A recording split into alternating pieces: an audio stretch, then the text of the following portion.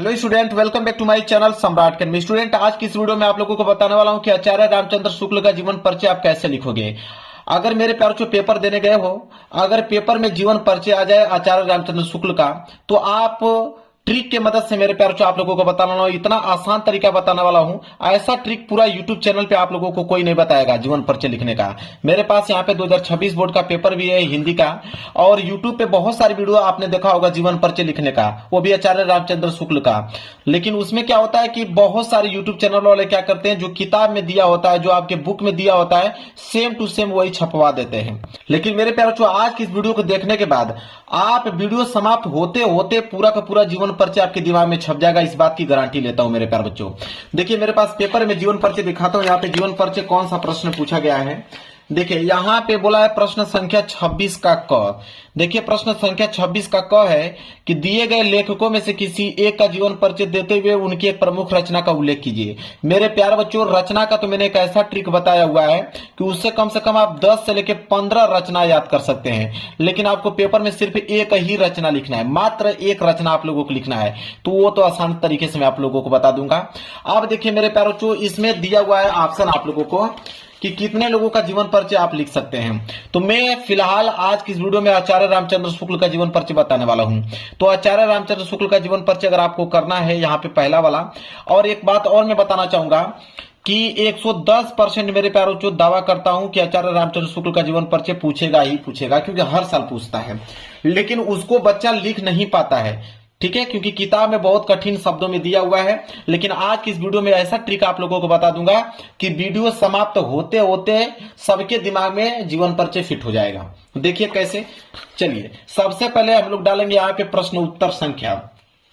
सबसे पहले क्या करेंगे, हम लोग यहाँ पे डालेंगे प्रश्न उत्तर संख्या। 26 का क था, तो यहाँ पे हम लोग लिखेंगे कि प्रश्न उत्तर संख्या, यह आपकी हेडिंग है। और हेडिंग बिल्कुल आपका क्लियर होना चाहिए, साफ सुथरा होना चाहिए, ताकि कोई भी एग्जामिनर पढ़े उसको सुस्पष्ट देखने में लगे।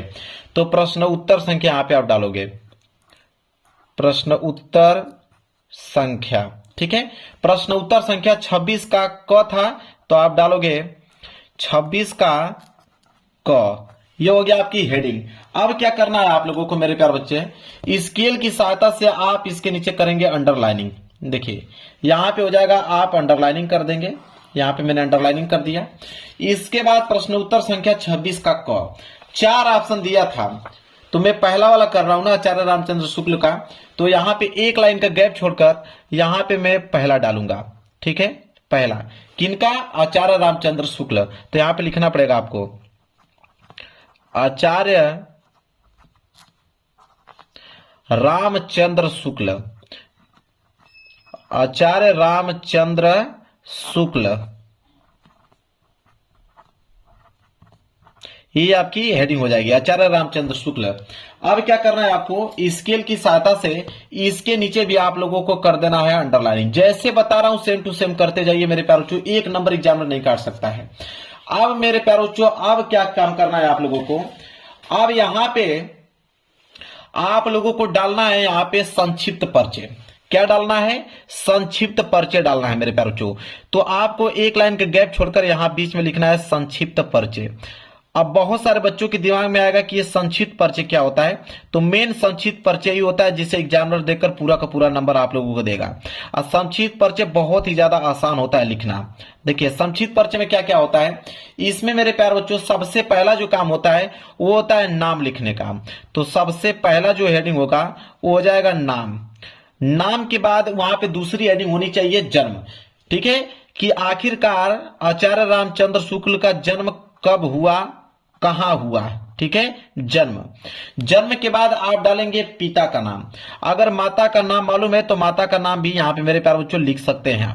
फिलहाल के लिए मैं पिता का नाम यहाँ पे लिख देता हूं, क्योंकि पिता का नाम इनका दिया हुआ है। ठीक है, इसके बाद पिता के बाद यहाँ पे आप लिखेंगे मृत्यु।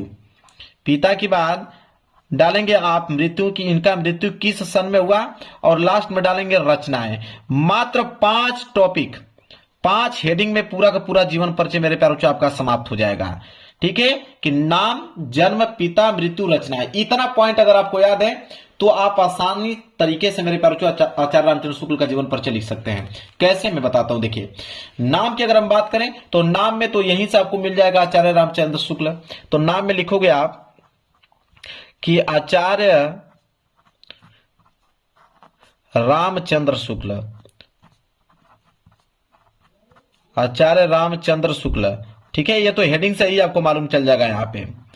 और मेरे प्यारे बच्चों जन्म की अगर हम बात करें तो उनका जो जन्म हुआ था सन 1884 ईस्वी में हुआ था। तो यहां पर लिखोगे कि 1884, लिखोगे 1884 ईस्वी में हुआ था, ठीक है। कहां पे हुआ था?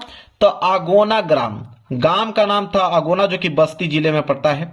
तो यहां पे लिखोगे आगोना ग्राम में उनका जन्म हुआ था। यहां पे कोष्टक में लिख दोगे आगोना ग्राम। इसके बाद पिता की अगर हम बात करें तो उनके पिता का नाम था चंद्रबली शुक्ल। बहुत सिंपल नाम है मेरे प्यारे बच्चों, हर किसी को याद हो जाएगा, इतना डिफिकल्ट नाम नहीं है कि आप नहीं याद कर पाओगे। चंद्रबली शुक्ल बहुत सिंपल नाम है, ठीक है। चंद्रबली शुक्ल उनके पिता का नाम है।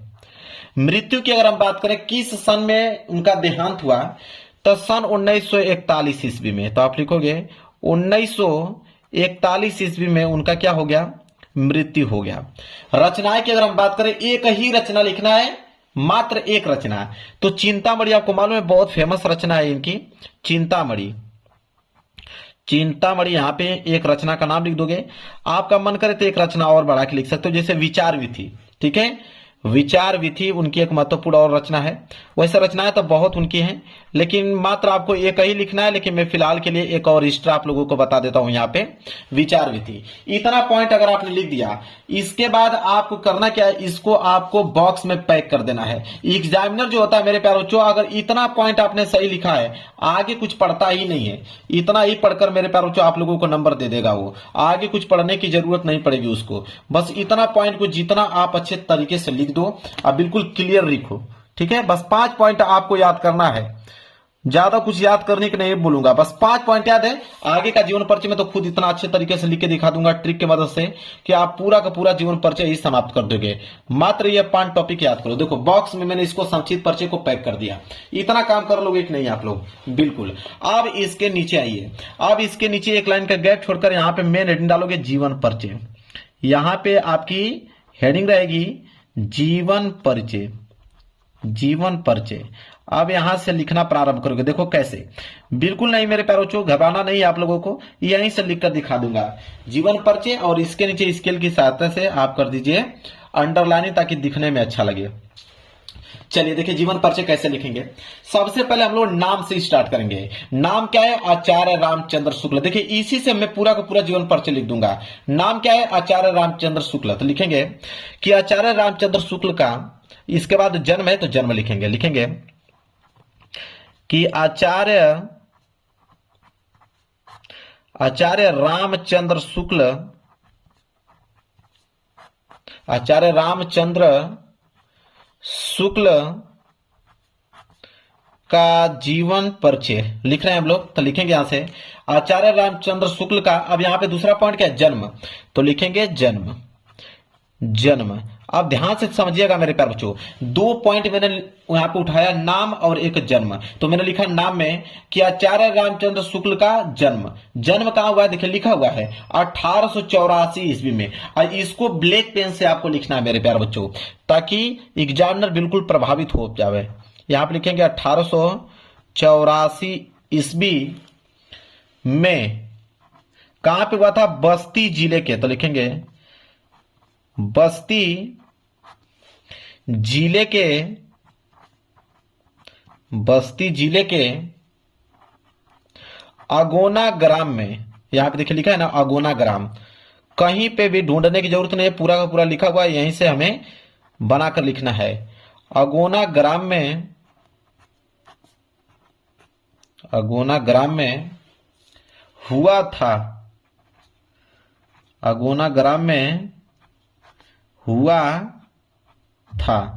इतना पॉइंट लिख दोगे कि नहीं? बिल्कुल। अब इसके आगे क्या है? पिता का नाम। तो लिखोगे इनके पिता का नाम। अगली पॉइंट क्या रहेगा कि इनके पिता का नाम, लिखोगे इनके पिता का नाम, बिल्कुल आसान है मेरे प्यारे बच्चों, पूरा का पूरा यहीं से आप बनाकर लिख दोगे। इनके पिता का नाम, इनके पिता का नाम क्या है, देखिए चंद्रबली शुक्ल, इसको ब्लैक पेन से लिखोगे। इनके पिता का नाम क्या है, चंद्रबली शुक्ल। इनके पिता का नाम चंद्रबली शुक्ल, इनके पिता का नाम चंद्रबली शुक्ल था, चंद्रबली शुक्ल था। अब इसके बाद क्या लिखोगे, मृत्यु। तो मृत्यु लिखने से पहले बीच में कुछ पॉइंट आपको लिखना है कि उनका जीवन कैसा रहा, उनके जीवन में कौन कौन सी कठिनाइयां आई, उन्होंने कौन सी पढ़ाई किया, ये थोड़ा सा पॉइंट आपको लिखना होगा। तो आप इसके आगे क्या लिखोगे मेरे प्यारे बच्चों, लिखोगे कि इन्होंने 10वीं की परीक्षा। अब आप बताइए कि आप 10वीं की परीक्षा दे रहे हैं तो किसी न किसी विद्यालय से तो दिए होंगे या देंगे, ठीक है। तो आप लिखोगे कि इन्होंने 10वीं की परीक्षा, इन्होंने 10वीं की परीक्षा, अब स्कूल का नाम लिख दीजिए।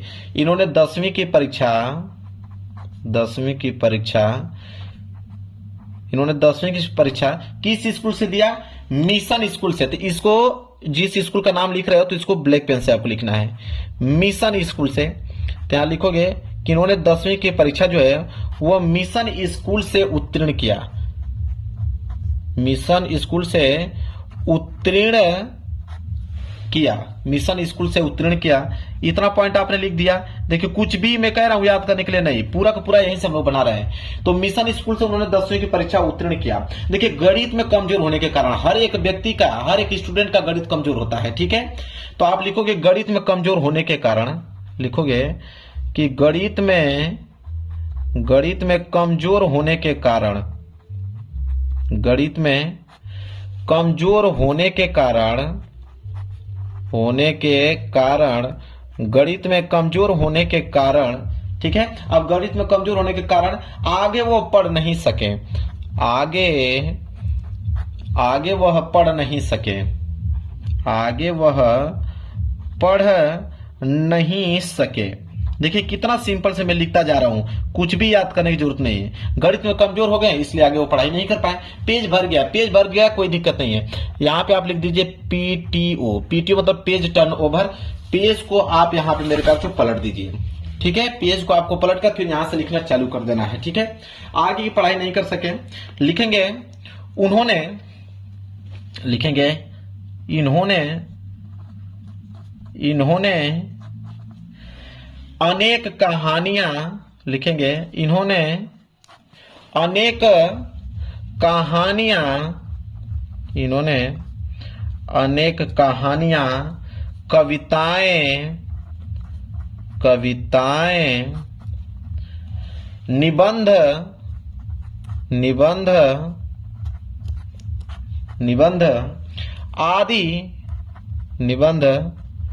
आदि की रचना की, उन्होंने किया, रचना की। इतना पॉइंट हो गया मेरे प्यारे बच्चों, ठीक है। खड़ी पाई लिखिए और आगे उसमें जोड़ लीजिएगा कि साहित्य में इनका बहुत बड़ा योगदान है। लिखिएगा यहां पे आगे एक लाइन और एक्स्ट्रा जोड़ दीजिए इसमें, साहित्य में इनका बड़ा योगदान है, इनका बहुत बड़ा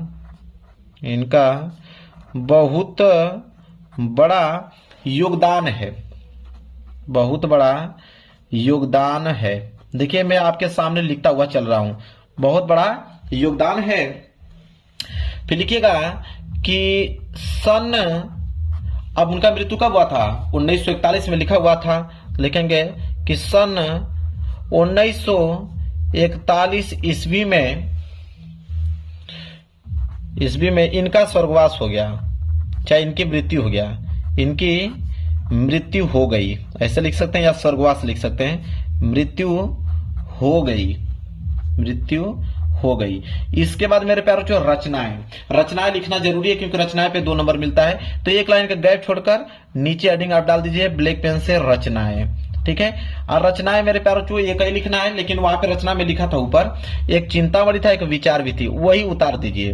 यहाँ पे हो जाएगा एक चिंतामणि, ठीक है, चिंतामणि, एक था विचार भी थी, विचार हुई थी।